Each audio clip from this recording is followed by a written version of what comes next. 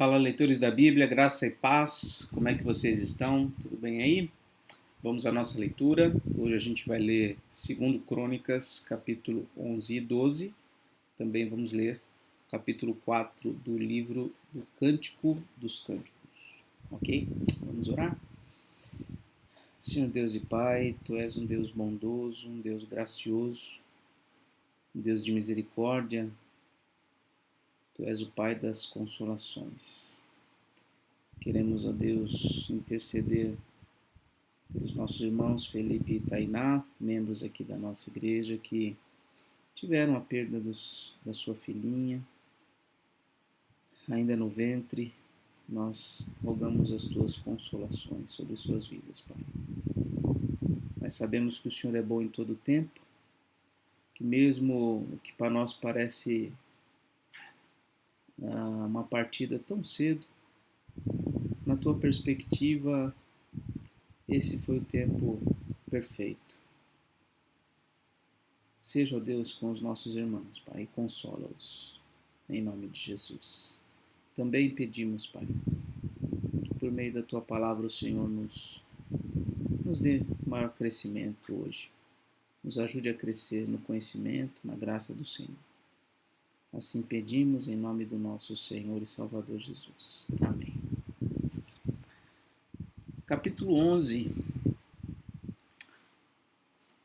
Nós vimos nos capítulos anteriores que, depois da morte de Salomão, seu filho Roboão assumiu o trono, mas logo de cara já teve uma atitude equivocada, uma atitude errada, que acabou culminando na separação do reino de Israel entre o reino do norte e o reino do sul, mas vimos também que isso provinha do Senhor Deus.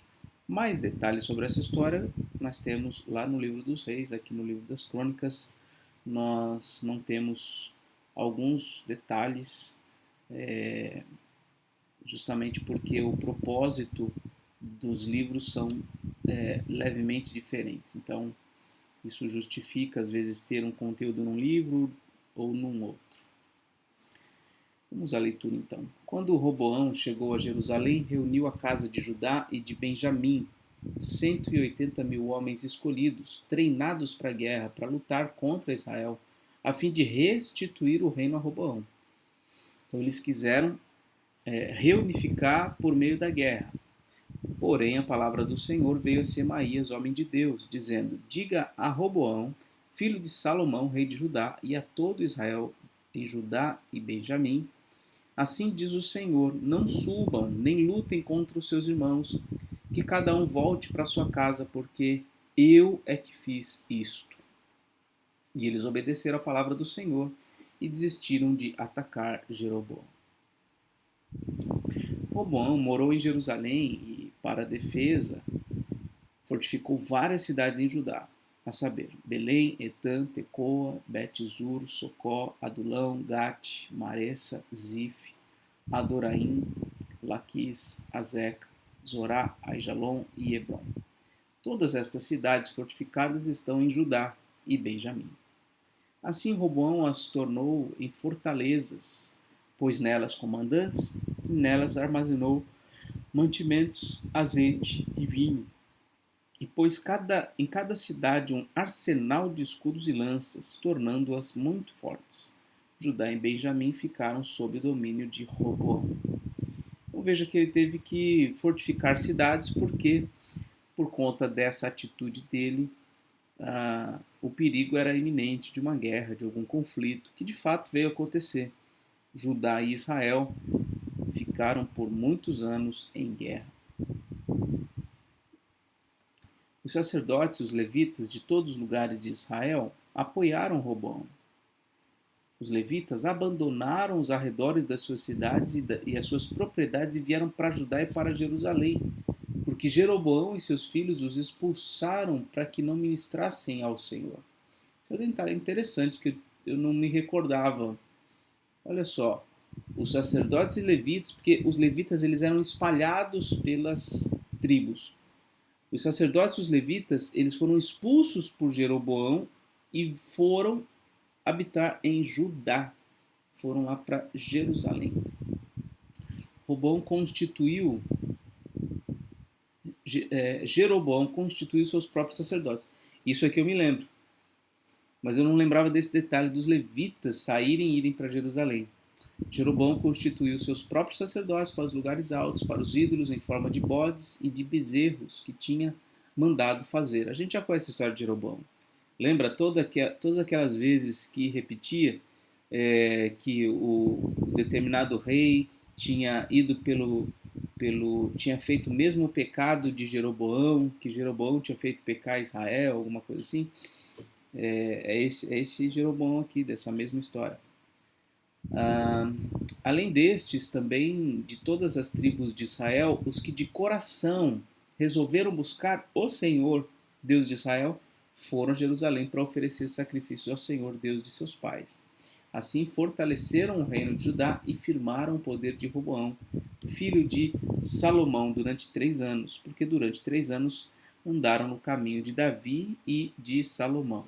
Então os levitas foram para Jerusalém, os que de coração queriam adorar o Senhor também iam para Jerusalém adorar.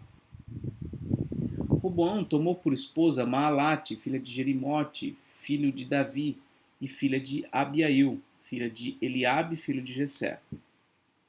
Maalate lhe deu 3 filhos, Jeus, Semarias e Zaão.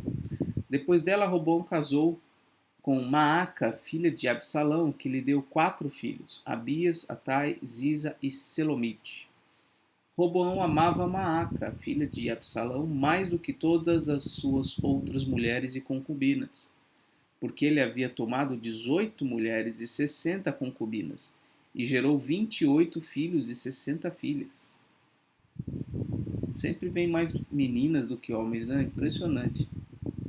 Roboão designou Abias, filho de Maaca, para ser chefe, príncipe entre os seus irmãos, porque queria fazê-lo rei.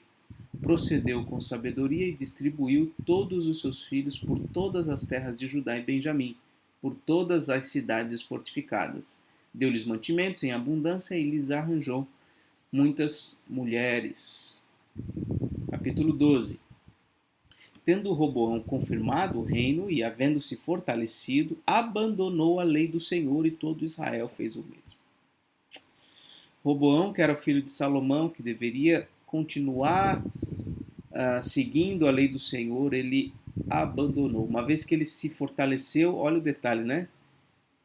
Tendo Roboão confirmado o reino e havendo-se fortalecido, ou seja, quando estava tudo bem, quando as coisas estavam aparentemente sob controle, o que aconteceu?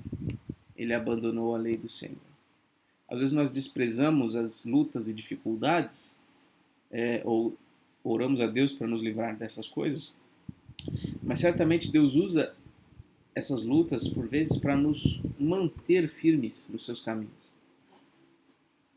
Sisaque, rei do Egito, atacou Jerusalém no 5º ano do reinado de Roboão. Então veja aí, começaram os ataques. Né? O Egito atacou Jerusalém. Isso aconteceu porque tinham transgredido contra o Senhor. Então, uma vez que transgrediram contra o Senhor permitiu que um reino inimigo viesse e atacasse Jerusalém.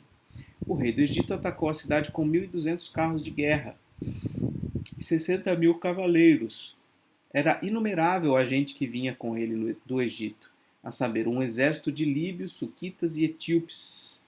Sisaque tomou as cidades fortificadas que pertenciam a Judá e veio a Jerusalém. Então o profeta Semaías foi falar com Roboão e com os príncipes de Judá, que por causa de Sisaque se haviam ajuntado em Jerusalém. E lhes disse: Assim diz o Senhor: Vocês me abandonaram e por isso eu os abandonei, entregando-os nas mãos de Sisaque. Então os príncipes de Israel e o rei se humilharam e disseram: O Senhor é justo. Quando o Senhor viu que eles se humilharam, a palavra do Senhor veio a Semaías dizendo: Eles se humilharam, não os destruirei, mas em breve lhes darei socorro, para que o meu furor não se derrame sobre Jerusalém por meio de Sisaque. Porém serão servos dele, para que conheçam a diferença entre o que é servir a mim e servir os reinos da terra. Então eles haviam abandonado o Senhor, agora, mediante a palavra do profeta, eles se arrependem e Deus, graciosamente, Diz então que eles não seriam destruídos por Sisaque, o rei do Egito, porém eles iriam servir a Sisaque, ou seja, eles teriam de pagar impostos, teriam de fazer alguma coisa. E aí isso para que eles aprendessem que é melhor servir ao Senhor do que servir aos reinos da terra. Né? Não há quem não seja servo de alguém ou de alguma coisa. É melhor ser servo, escravo de Deus, que tanto nos ama e nos quer bem, do que ser escravo e servo do pecado ou de homens, porque essas coisas, os homens, o pecado, as ideologias e o que seja, nada disso tem um compromisso de nos beneficiar como Deus tem. Então Sisaque, rei do Egito, atacou Jerusalém e levou embora os tesouros da casa do Senhor e os tesouros do palácio real. Levou tudo, inclusive os escudos de ouro que Salomão tinha feito. Em lugar destes, o rei Roboão fez escudos de bronze e os entregou nas mãos dos capitães da guarda, que guardavam o portão do palácio real. Toda vez que o rei entrava na casa do Senhor, os da guarda vinham, usavam os escudos e depois eles devolviam à câmara da guarda. Pelo fato de Roboão ter se humilhado, a ira do Senhor se afastou dele e não houve destruição total, porque em Judá ainda havia boas coisas. O rei Roboão fortificou-se em Jerusalém e continuou reinando. Roboão tinha 41 anos de idade quando começou a reinar e reinou 17 anos em Jerusalém, cidade que o Senhor escolheu dentre todas as tribos de Israel para ali estabelecer o seu nome. A mãe dele se chamava Naamá e era amonita. Roboão fez o que era mal, porque não dispôs o coração para buscar o Senhor.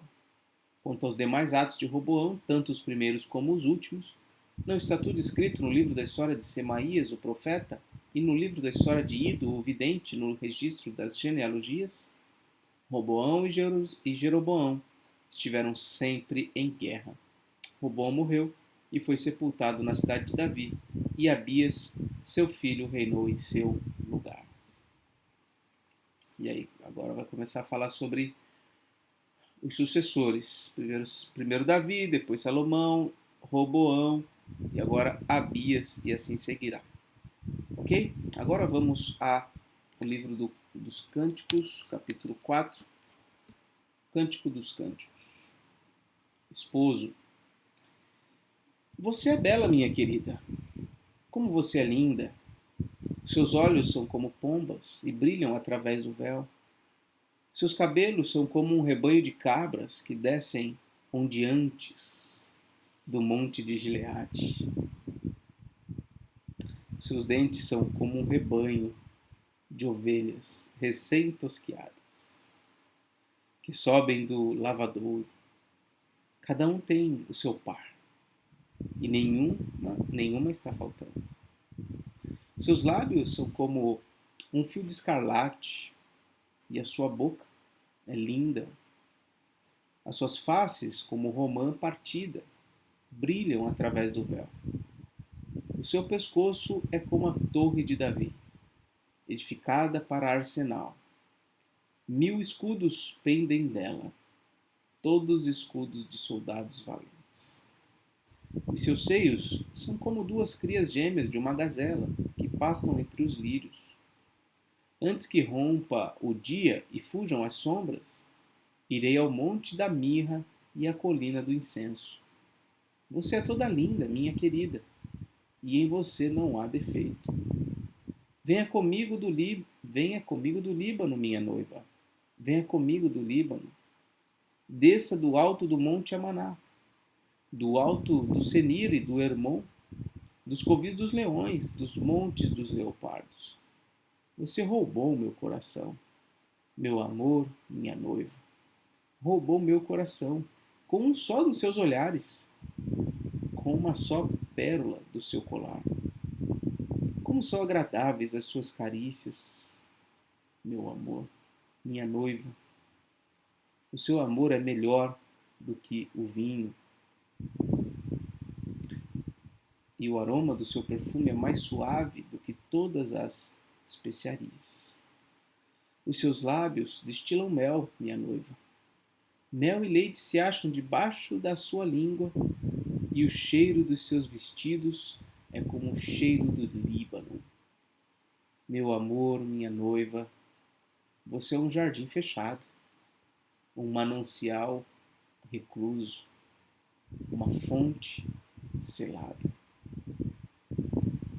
Seus renovos são um pomar de romãs, com frutos excelentes, enas com nardos, nardo e açafrão, cálamo e cinamomo, com todo tipo de árvores de incenso, mirra e aloés, com todas as principais especiarias. Você é fonte dos jardins, poço de águas vivas que correm do Líbano. Esposa, desperte, vento forte, e venha, vento sul, soprem no meu jardim, para que se derramem os seus aromas, que o meu amado venha ao seu jardim e coma os seus frutos excelentes. Muito bem. Palavras aqui muito carinhosas, muito poéticas, sempre associando a beleza da noiva com algo que era valioso, algo que era belo, algo que era peculiar de uma vida próspera, de uma vida satisfeita, né? Quando fala aqui de cabras, de rebanho, enfim, de todas essas coisas, são coisas peculiares daquele tempo, aquele estilo de vida, né? Então, hoje, por exemplo, as pombas já não têm o valor que talvez tivesse naqueles dias. Nós já não vemos as pombas como animais, como aves puras. Nós, hoje em dia, temos um olhar para as pombas como sendo imundas, né? Então, é bem diferente. A gente tem que analisar o texto e entender essas figuras a partir da própria cultura, daquilo como era visto, como eram vistas essas coisas. Muito bem, assim terminamos a leitura de hoje. Que Deus te abençoe, um forte abraço e até mais, se Deus quiser.